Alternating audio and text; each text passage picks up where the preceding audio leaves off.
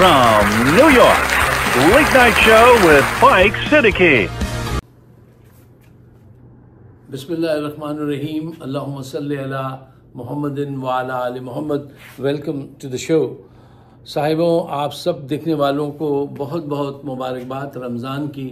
मैं आपके हक़ में दुआ करूँगा और उम्मीद है कि आप भी मुझे अपनी दुआओं में शामिल रखेंगे, याद रखेंगे।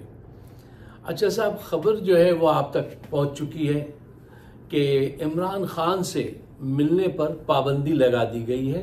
न उनकी फैमिली मिल सकती है, न उनके वकील मिल सकते हैं, न उनकी लीडरशिप पार्टी की उनसे मिल सकती है। ऐसा क्यों किया गया है? कोई वजह तो होगी। वजह जो हुकूमत बताती है वो ये है कि साहब दहशत गर्दी का ख़तरा है, दहशत गर्द आ गए हैं, इनकी जान को ख़तरा है। देखिए, वो जो दहशत गर्द आए थे जिन पे इल्ज़ाम है कि वो दहशत इनको मारने आए थे, उनको आवाम के सामने ले आइए, ज़रा उनसे मीडिया भी पूछे कि भाई आप खुद आए थे या आपको किसी ने बुलाया था। और फिर इनसे भी, सिक्योरिटी वालों से भी पूछते कि इस मुल्क के अंदर पीटीआई का परचम लेकर बाहर निकलना तो जुर्म है, या असला लेके घूम रहे थे ये जुर्म नहीं था। अच्छा देखिए, बात यह है कि जिस मुल्क में अयान अली वाला सदर हो, मकसूद चपरासी वाला वजीर आज़म हो, ऑडियो वीडियो के ज़रिए सियासत करने वाली, ब्लैकमेल करने वाली वजीर आला पंजाब हो, वहाँ तो फिर आपको ऐसे केसेस मिलेंगे, ऐसे वाक़यात से वास्ता पड़ेगा। ये इमरान दुश्मनी में बहुत आगे निकल गए हैं और बहुत गलत, मतलब अपने लिए भी इनका नुकसान का सौदा है और पाकिस्तान के लिए भी नुकसान का सौदा है। अच्छा, अब इस पे बातचीत होनी चाहिए और लोग देख रहे हैं कि ये ऐसा क्यों कर रहे हैं। जो एक बड़ी वाज़ेह मुझे समझ में आती है वो ये समझते हैं कि वो इस तरीके से धमकियां दे दे के इसको आइसोलेट करेंगे इमरान खान को, तो फिर वो जो तहरीक है वो कमज़ोर पड़ जाएगी। जबकि ये ऐसे नाइव लोग हैं कि इनको ये नहीं पता कि जब रुकावटें खड़ी की जाती हैं तो तहरीकें बढ़ती हैं, उनको जिला बख्शती हैं। रुकावटें, मुसीबतें, सजाएं उनको आगे लेके जाती हैं। मैं अक्सर आपसे कहता हूँ ना कि जब से ये आए हैं 2 साल से, तो वो जो लिस्ट है ना, व्हाट नॉट टू डू, ये सारे वो काम करते हैं व्हाट नॉट टू डू। और व्हाट टू डू वाली चीज़ें ये अभी तक इन्होंने कुछ नहीं की, उसकी वजह से मईशत का भी पट्टा बैठ गया। अच्छा देखिए, अगर ये इनमें जहानत होती तो ये सोचते कि अगर हम इमरान को ज़मानत पे रिहा कर दें तो क्या होगा। उसकी मकबूलियत जो बढ़ती चली जा रही है वो थमेगी थोड़ी देर के लिए। कारकुनान का जज्बा जो है वो भी ज़रा, जब रिहा हो जाता है ना कोई आदमी, तो वो फिर वो स्पिरिट नहीं रहती, ज़रा कम हो जाती है। और इस दौरान ये निगोशिएशन करके कहीं कोई रास्ता ढूंढते। इन्होंने ऐसी बात नहीं की।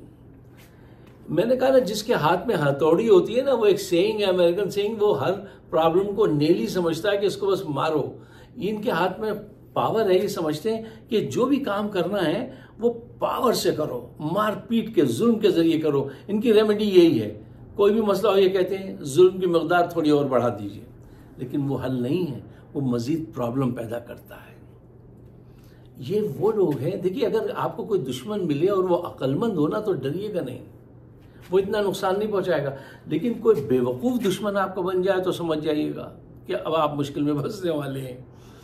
ये आग पर पानी डालने के बजाय तेल डालते हैं, और तेल डाल रहे हैं, इससे पाकिस्तान की मईशत बैठी चली जा रही है, बैठ चुकी है, अब और क्या कहिए। अच्छा साहिबों, देखिए, ये बात जो है आपको सोचनी चाहिए कि ये उस लीडर को आपसे जुदा करना चाहते हैं जो जेल में रहता है और कहता है कि मेरे कारकुनान को रिहा कर दो, मुझे जेल में रखो, मेरे लोगों का मैंडेट वापस कर दो, मुझ पे मुकदमा चलाओ, मैं जेल में रहूंगा। ये पहला लीडर है जो कहता है कारकुनान को रिहा कर दो, मुझे जेल में रखो, मुझ पे मुकदमे चलाते रहो, मैं सामना करूंगा। पहला लीडर है। वरना हमारे यहाँ तो वो लीडर आए हैं जो कहते हैं कारकुनान जेल में हो और हम बाहर ऐश करें। ये वाहिद लीडर जो कहता है किसी सूरत मेरी ख़वातीन यहाँ पे बंद हैं, मेरे कारकुनान बंद हैं, उनको तुम रिहा कर दो, आओ मुझसे वो करो। ये उस लीडर को आपसे छीनना चाहते हैं जिसकी टांग में 3 गोलियां लगी, उसमें शदीद तकलीफ उठती है। ही 72 ईयर्स ओल्ड, ऐसे होंगे 70-72 के, और ठंड की रातों में, मतलब इस सर्दियों की रातों में उस ठंडे फ्लोर पे वो आदमी सोता है और कभी शिकायत नहीं करता, बहाना नहीं बनाता।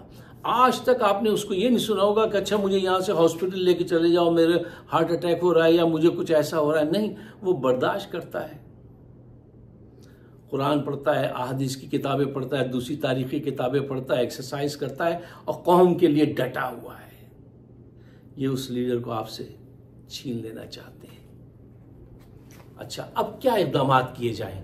मैं एक हाईली आप रिकमेंड करता हूं। सबसे पहले आप पंजाब के chief minister, home minister, Punjab का जो जेल का सुप्रिटेंडेंट है वो, वजीर आला पंजाब, वजीर दाखिला, इनके खिलाफ मुकदमात कायम कीजिए। इनकी मीम्स बनाइए, इन पे कार्टून्स बनाइए इन लोगों पर, और इनको सोशल मीडिया पे इनकी तस्वीरें दिखाइए कि ये कौन लोग हैं जो ये हर वक्त ये बहाना बनाते। ऊपर वालों की तो तस्वीरें सबने देखी हुई है ना, इनको भी घेरिए ताकि इनमें कुछ शर्म और कुछ झिझक पैदा हो इस जुल्म के खिलाफ।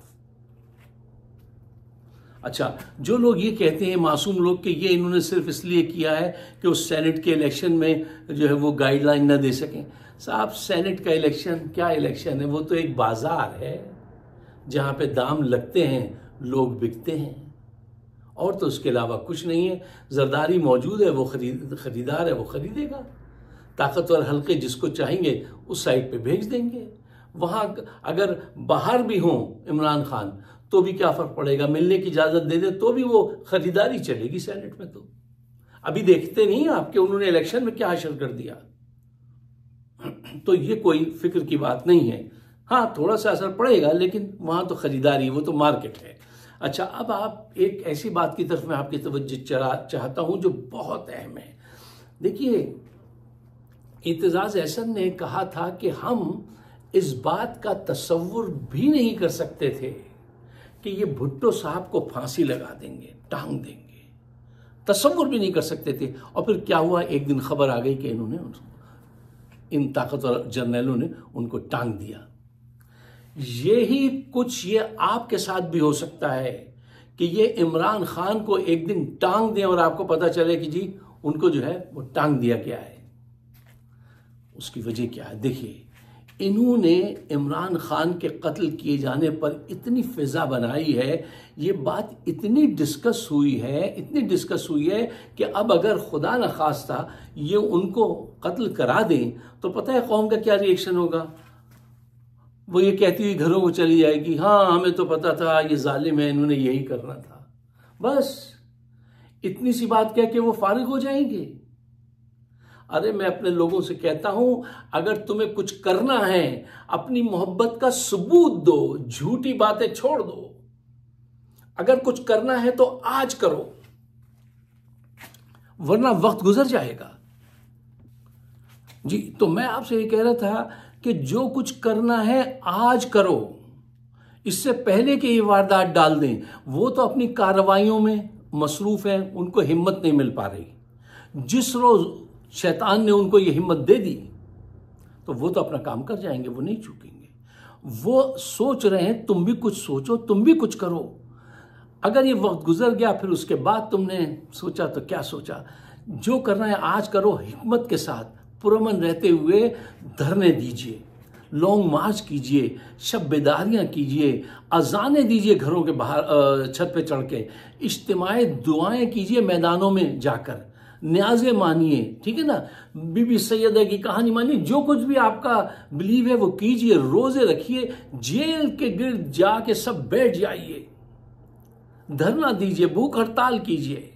जो करना है आज कीजिए ताकि इंटरनेशनल प्रेस जो है वो उसको कवर कर सके कि मसाजिद के बाहर पूरी रात जाके जो है दुआएं मांगी, और मैदानों में जाके जब आप इज्तिमाई दुआएं मांगेंगे ना तो खबर बनेगी, तो अवेयरनेस पैदा होगी।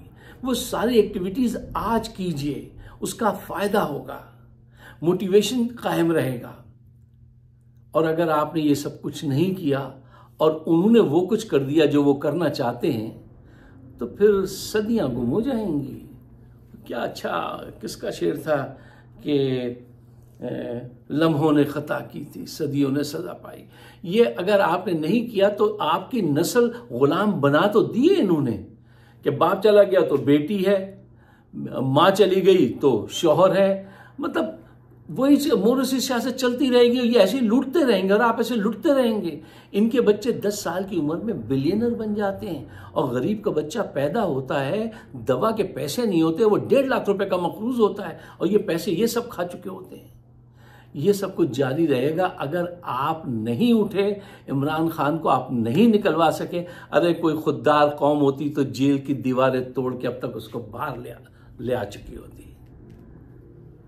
मैं आपसे ये नहीं कहता, लेकिन शिकवा तो मेरा बनता है कि मैं कह सकूं कि चलो वो तुम नहीं कर सकते, तुम में नहीं है, तो ये जो दूसरी तमाम चीजें मैंने बताई हैं ये तो कर सकते हो।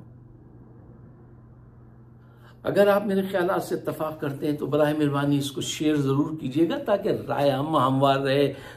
वो क्या है, मौज बढ़े या आंधी आए, दिया जलाए रखना है, घर की खातिर सौ दुख झेले, घर तो आखिर अपना है।